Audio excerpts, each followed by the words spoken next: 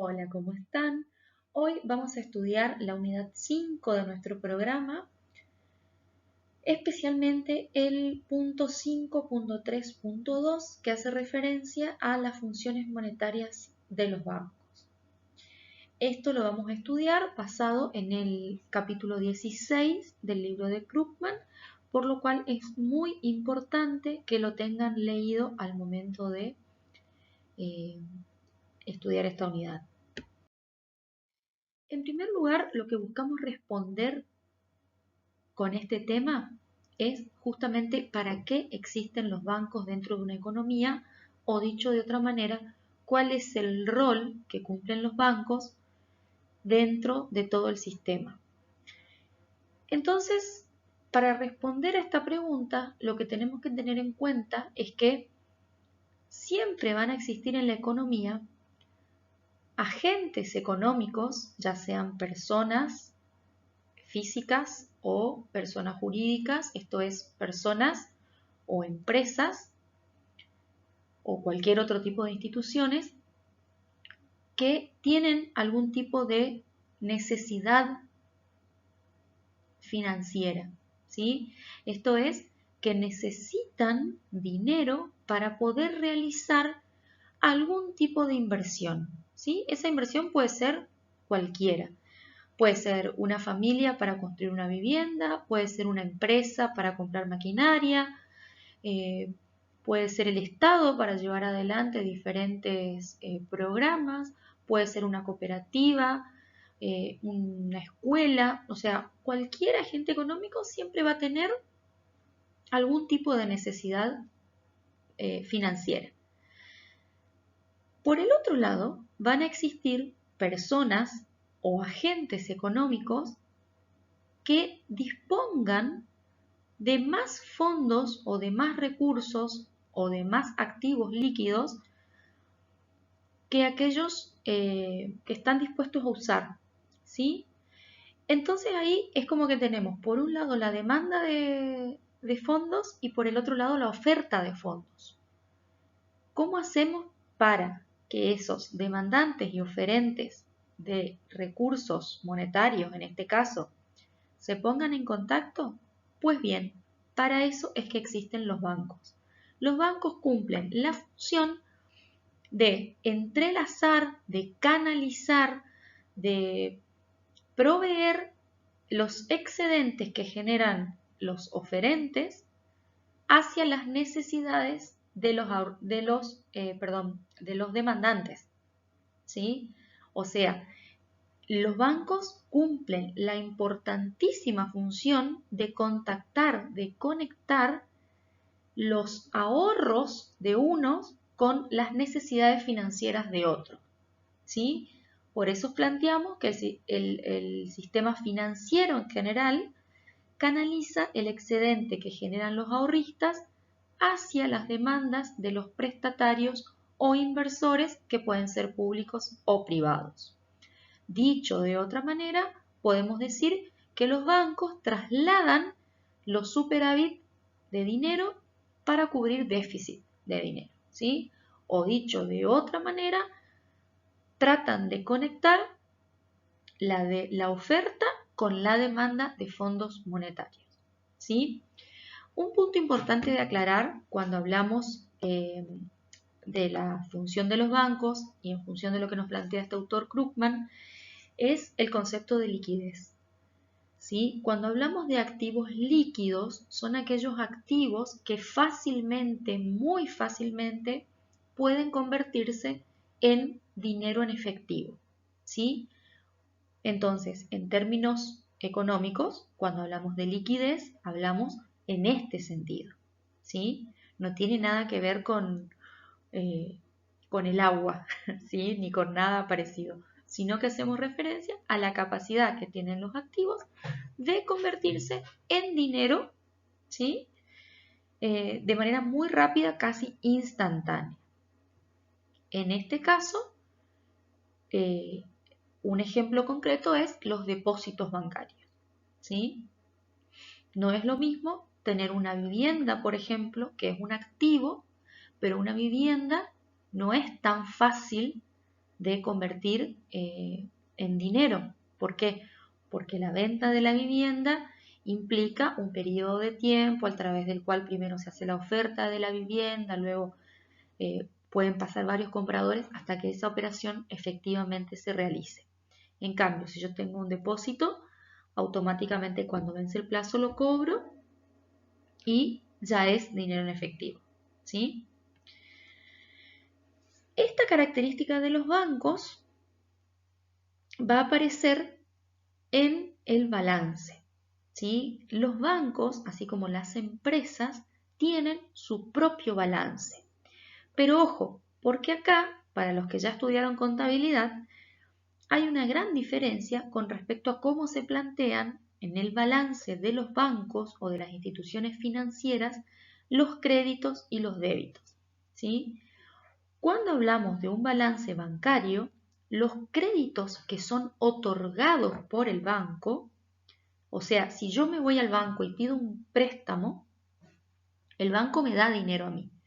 Pero en el balance del banco eso va a estar anotado como un activo, ¿sí? Porque es algo que es propiedad del banco. En cambio, los depósitos que tienen los bancos van a estar registrados dentro de los pasivos. ¿Por qué?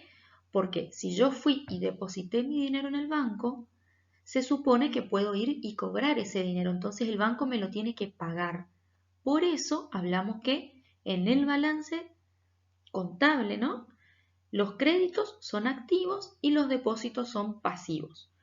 ¿Cuál es la importancia de conocer esta diferenciación?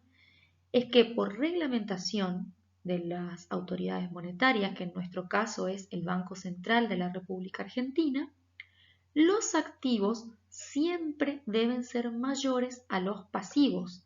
Y no es que solamente deben ser mayores, sino que está establecido de manera legal o por una normativa específica cuál es el porcentaje por el cual deben ser superiores los activos a los pasivos.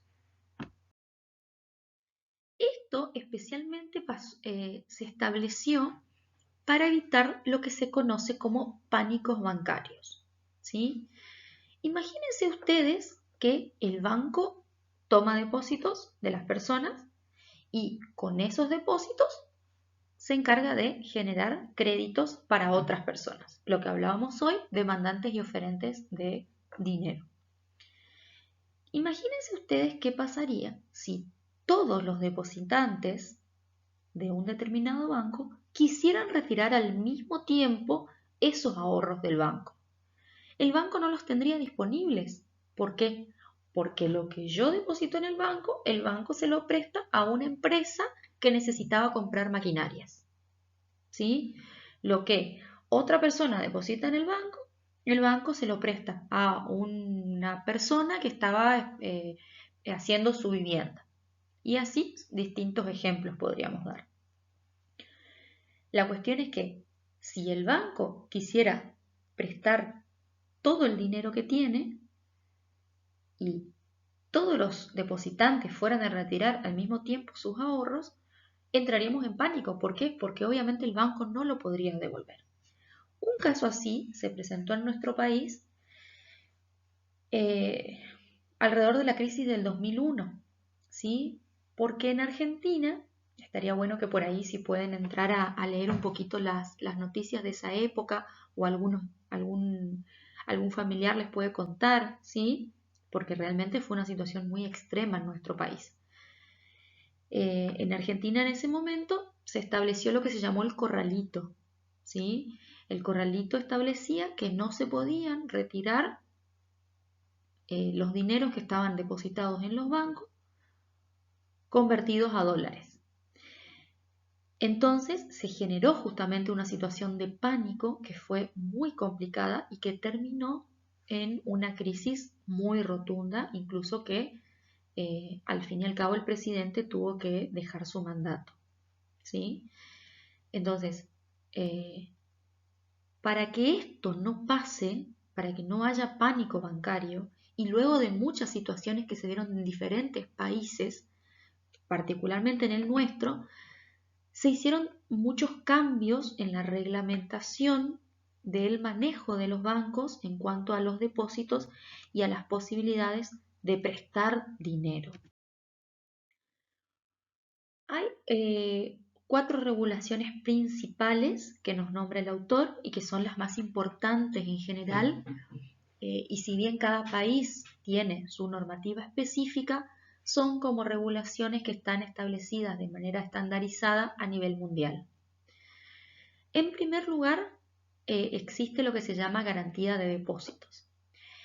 De acuerdo a nuestra legislación establecida por el Banco Central de la República Argentina,